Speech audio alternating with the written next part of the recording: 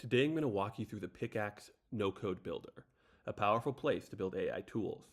Here in the left-hand panel, we have the actual builder, where you will write the prompt and actually build your tool. Here in the right-hand panel, we have a live preview of the tool, where you can test it out in real time. I'm going to walk through this whole builder piece by piece. So first we have the role. This is where you put the prompt that actually powers your tool. If you've used ChatGPT, you're familiar with prompts. They're just natural language to describe the instructions you want to give the AI. Here we have some sort of examples that might give you some inspiration about how it will work. But today I'm just going to write my own really quick so you can get a better understanding of it. So I'm just going to paste in a prompt that I'd already written. And the first thing I want to say is you don't have to follow this structure. There are no rules for this. You can write whatever you want. You could just write answer the question, and that is a prompt. But here's the prompt I wrote because I'm going to build a business coach. And it's going to give people advice on their business. So I just wrote a persona. You're a strategy coach. You help people start a business. Your goal is to, help iterate on the user's idea. And I give it some rules to use real-world businesses to illustrate a point. So I've written this. I can pick a model really quick if I want. Some of these are locked behind the gold. Some are not. Some of them are smarter, faster, bigger context windows. But for now, we're just going to use the basic one, GPT 3.5, which is pretty good. So here we'll just kind of test it. Hey, I want to start a cupcake business. And we're going to see what it says. Now, I haven't even read any of this, but I can already tell this is way too long. So I'm just going to hop back into the left-hand panel and adjust the prompt. I'm going to add a rule that says answer the user very briefly. Be terse and to the point in your responses. Now let's try it again. How about a cupcake business? And here it's way shorter. I could iterate even more to get it closer to what I want, but already this is way better. So now that we've added this, we can go and add knowledge to the bot. So we can upload files if we have some. Here's a guide on how to start a business. And as you can see, it's now adding it to the memory. We can also upload web pages. So here, if I just go to this government site about how to start a business, I can add it here so that it has all this information. When I click add page, it's now scraping this and other websites, other pages on the website. And maybe I want to only add a couple of these, right?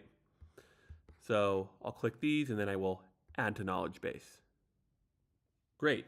Now this document and these web pages are in my bot as a knowledge base that it will reference to help answer questions.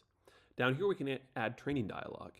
This is just sort of example questions and answers from your ideal conversation that you can add. This will help the bot understand how you want it to answer questions. Then down here we have an intro message. So right now it reflects here. Whatever we enter here is what the bot's first message will be to the user. So we can make it something a little bit more instructive. Tell me about your business idea. Let's throw some ideas around. Here, you can allow people to upload their own documents. Notice when I click this, it gives them a little paperclip icon where now end users can upload their own documents to your tool. You can also add web browsing. So here you could say, hey, search the web and tell me about cupcake businesses in 2024. When you enable web browsing, this will let your tool search the internet and grab information to help inform its responses. And every time it does, you'll know because that little icon comes up. You can also add image generation, and this lets the bot generate images when it senses that the user would like that. Down here, we have some advanced options. We can set a maximum allowed length for the output of the bot. We can limit how many words that the user can enter themselves so that they aren't pasting in, essays. You can even adjust memory and all sorts of stuff. But for now, we'll just kind of close this. And if we're happy with this bot, we can then hit next step. Now we're at a sort of final preview where we can set a little bit more of how our tool will come across and how it will look. So here we can shuffle through some images, some stock images. We can also add our own if we wanted to. You can also choose the chat icon. Right now it's the default Pickaxe. You can change it to this. You can have no icon. You can even upload your own. Here we have placeholder text that appears here. We can say enter text here. This is just the placeholder text that goes in the chat bar. We can even make it empty if we wanted.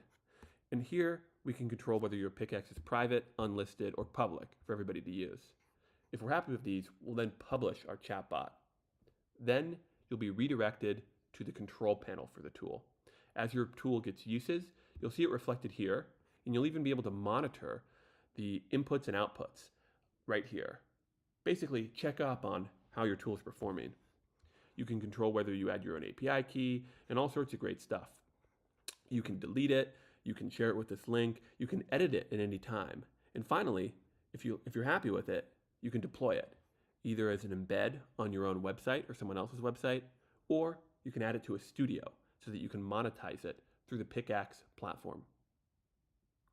I hope this was a great high-level overview of the Pickaxe Builder. If you have any questions, feel free to leave them in the comments or email us at info@pickaxeproject.com. Thank you.